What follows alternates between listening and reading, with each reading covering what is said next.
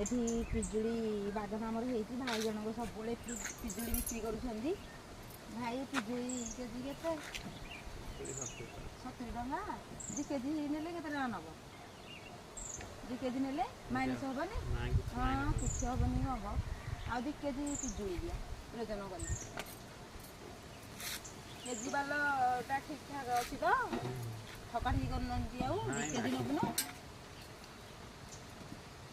ଆଉ ଯଦି କିଏ ପିଜୁଳି କିଣିବା କଥା ଆମର ଏଇ କମାଗୁରୁ, ଆମର ଖୋର୍ଦ୍ଧା ଡିଷ୍ଟ୍ରିକ୍ଟ ଟାଙ୍ଗୀ ବ୍ଲକ ଆଉ ପଞ୍ଚାୟତ ହେଉଛି କମାଗୁରୁ।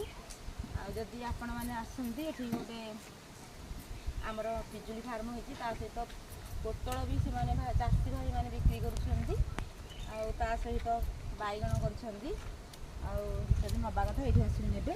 ଆମର ଏଇ ଜଣେ ମା ଜଣକ ଆସନ୍ତୁ, ଆଙ୍କ ନାଁ ହେଉଛି ପ୍ରମିଳା ମା। ତ ସବୁବେଳେ ଦେଖୁଛନ୍ତି ଭିଡ଼ିଓରେ। ଆଉ ଏ ମା'କୁ ଦେଖିଲା ମାତ୍ରେ ଟିକେ ଲାଇକ୍ ସେୟାର ସବସ୍କ୍ରାଇବ୍ କରିଦେବେ। ଆଉ ଖଣ୍ଡେ ପିଜୁଳି ଚାଖିବାକୁ ଦିଅ କ'ଣ ଲାଗୁଛି, ଆମେ ଟିକେ ଚାଖୁ ତାପରେ ନେବୁ ଆଉ।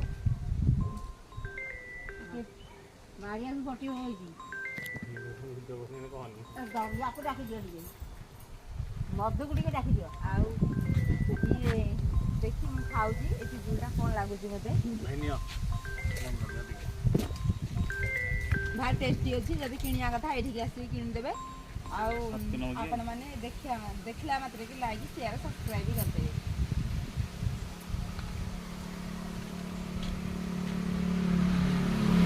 ଆଉ ଜଲ୍ଦି ପ୍ୟାକ୍ କରିକି ଦେଇଦିଅ ଆଉ।